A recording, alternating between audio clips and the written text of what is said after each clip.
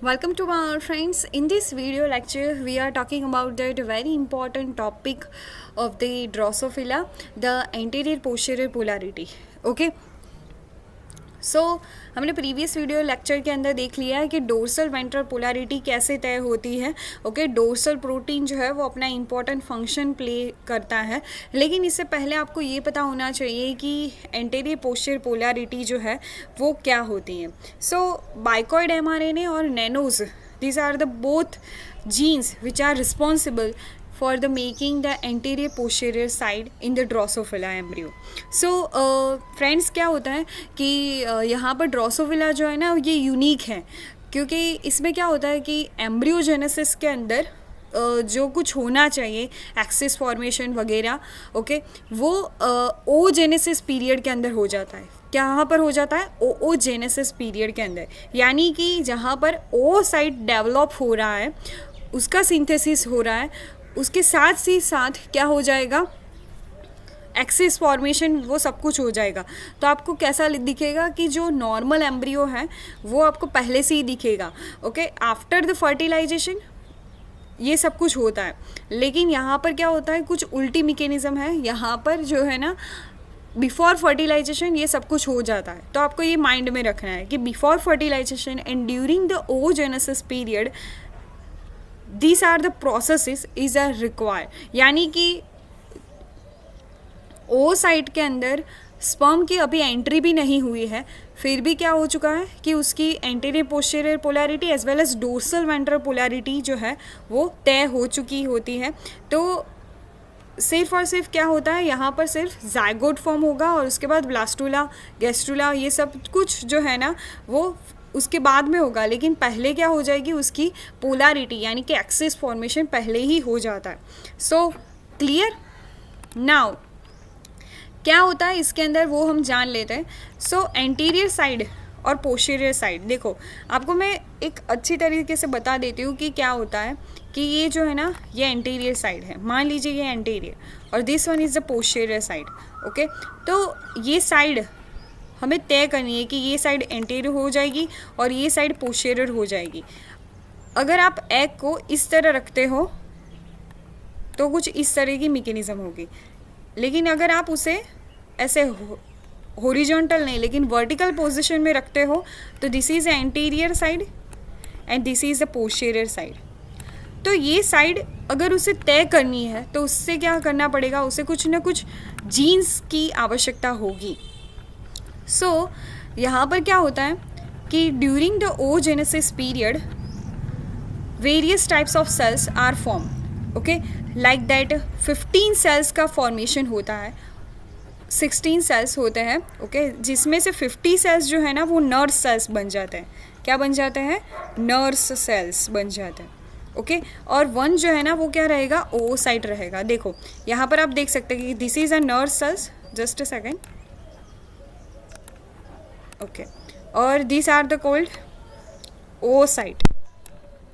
ये nerves cells जो है ना वो क्या करते हैं, एक सप्लीमेंट प्रोवाइड करते हैं, उसे कुछ ना कुछ न्यूट्रिएंट्स प्रोवाइड करेंगे ओसाइट को, या फिर कुछ जीन्स प्रोवाइड करेंगे कि जो एक्सिस फॉर्मेशन के लिए ज़रूरी है. ओके, यहाँ पर क्या होगा, देखो इस पोर्शन को हम अगर जूम करके देखेंगे तो यहाँ पर आप देख सकते हैं कि ओ साइट का न्यूक्लियस यहाँ पर दिखाया है.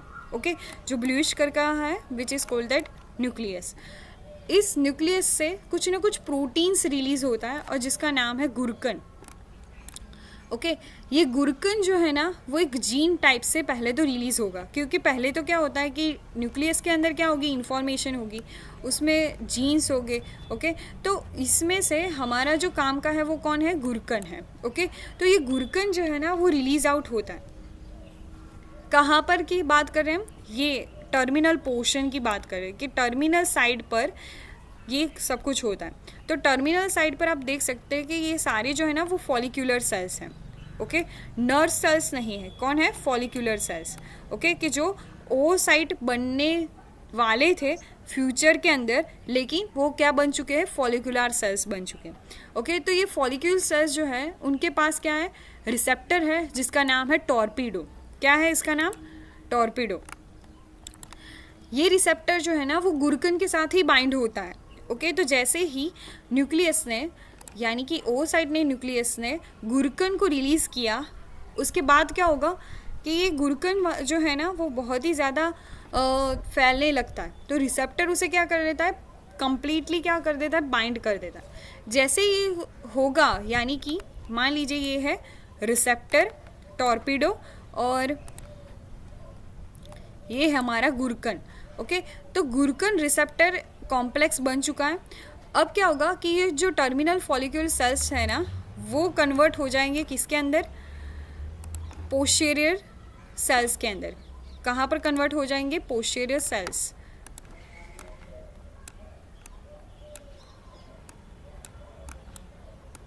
मैं यहाँ पर लिखने का ट्राई कर रही हूँ, लेकिन आप भी लिखते जाइएगा तो आपको अच्छी तरीके से समझ में आएगा। देखो, पोस्टीरियर सेल्स जो है ना, ये टर्मिनल फॉलिक्यूलर सेल्स जो है वो पोस्टीरियर सेल्स बन जाते हैं, यानी कि पोस्टीरियर साइड बन जाती है। ओके, और अब दूसरे जो गुरकन जीन्स जो टॉर्पीडो के साथ बाइंड नहीं हुए हैं, ओके, वो वाले तो यहाँ पर फ्री हो गए।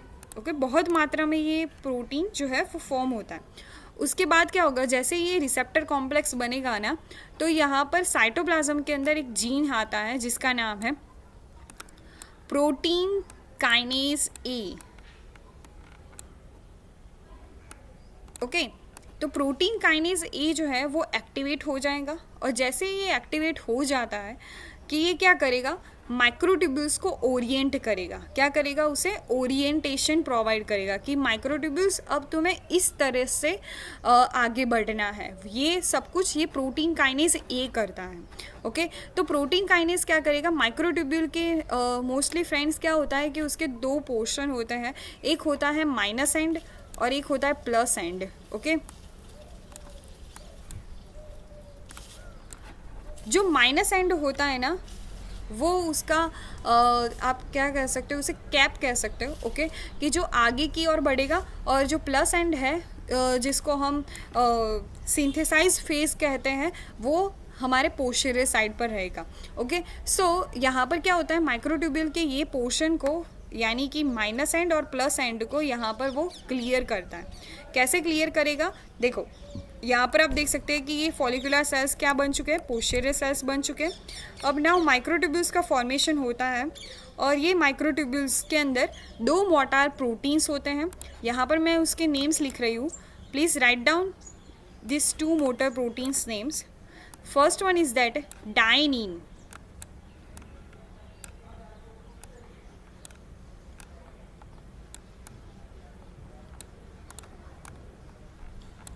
ओके, डाइनिन और काइनेसिन। ऑलवेज रिमेंबर, डाइनिन जो है ना वो माइनस एंड पर मूव करता है। ओके, और काइनेसिन जो है वो प्लस एंड की तरफ मूव करता है। तो डाइनिन जो है वो क्या करेगा, ये बाइकॉइड एमआरएनए को माइनस एंड तक ले जाने का काम करेगा। You can see that here this figure, यहाँ पर देखो आप कि बाइकॉइड एमआरएनए को डाइनिन ने पकड़ लिया है और उसको ट्रैप करते हुए माइनस एंड पर ले जा रहा है, जहाँ पर हमारे नर्व्स सेल्स थे उसी साइड। ओके, यानी कि ये सेल्स क्या बन चुके हैं, अब एंटीरियर बॉर्डर सेल्स बन चुके हैं, क्योंकि यहाँ पर आ चुका है हमारा बाइकॉइड एमआरएनए। ओके, और साथ ही साथ एक दूसरी मैकेनिज्म होती है जिसके कहा जाता है कि पोस्टीरियर साइड पर कौन जाएगा, अब काइनेसिन के साथ भी कुछ ना कुछ जाना चाहिए। तो यहाँ पर काइनेसिन के साथ ऑस्कार एमआरएनए जाएगा। ओके, तो ये जो ऑस्कार एमआरएनए है ना, ये भी एक टाइप का क्या है, मैटरनल एमआरएनए है। ओके, कि मैटरनल ओ साइड के अंदर पहले से ही होता है। ओके, तो ऑस्कार एमआरएनए जो है वो कहाँ पर जाएगा, काइनेसिन की हेल्प से प्लस, यानी कि जहाँ पर पोस्टीरियर साइड है वहाँ पर प्लस एंड है तो वहाँ पर वो जाएगा। ऑस्कार के साथ हमारा एक दूसरा एमआरएनए जो है वो एसोसिएट हो जाता है जिसका नाम है नैनोज एमआरएनए, और नैनोज एमआरएनए की कॉन्सेंट्रेशन पोस्टीरियर साइड पर ज़्यादा रहती है। Okay, this is a posterior side, and bicoid mRNA की कॉन्सेंट्रेशन एंटीरियर साइड पर ज़्यादा रहती है।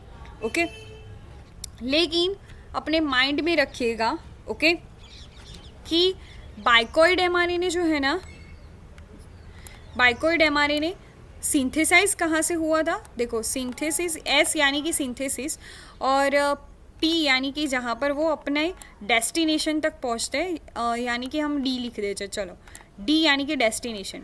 तो बाइकॉइड mRNA जो है ना वो क्या करेगा, सिंथेसिस कहाँ पर हुआ है, पोस्टीरियर साइड पर, P यानी कि पोस्टीरियर साइड, ओके, वहाँ पर ये सिंथेसाइज हुआ है, लेकिन जाता कहाँ पर है, एंटीरियर साइड पर, ओके, एंटीरियर साइड पर उसका क्या है, डेस्टिनेशन है। जबकि नैनोस जो है वो एंटीरियर साइड पर बनता है, ओके, और जाता कहाँ पर है, पोस्टीरियर साइड पर जाता।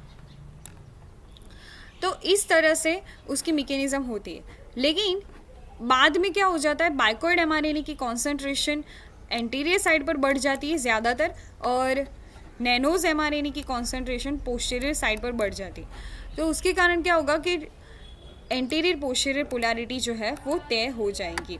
तो यहाँ पर आप देख भी सकते हैं कि यहाँ पर फोटो माइक्रोग्राफ का जो पिक्चर है वहाँ पर आपको क्लियर विजिबल हो जाता है कि बाइकॉइड mRNA जो है वो ब्लैक कलर के स्टेन से स्टेन किया गया है, जिसमें ये दिखाया गया है कि ये है हमारा nucleus, this is a nucleus portion, तो ये एंटीरियर साइड पर मूव कर रहा है। Okay, I hope you are clearly understood the anterior posterior polarity by the help of bicoid और नैनोस।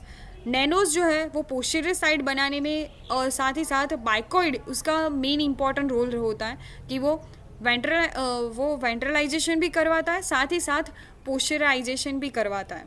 Okay, so if you are any doubts, please give me in comment section, and like this video and share this video in your friends. Thank you so much for watching.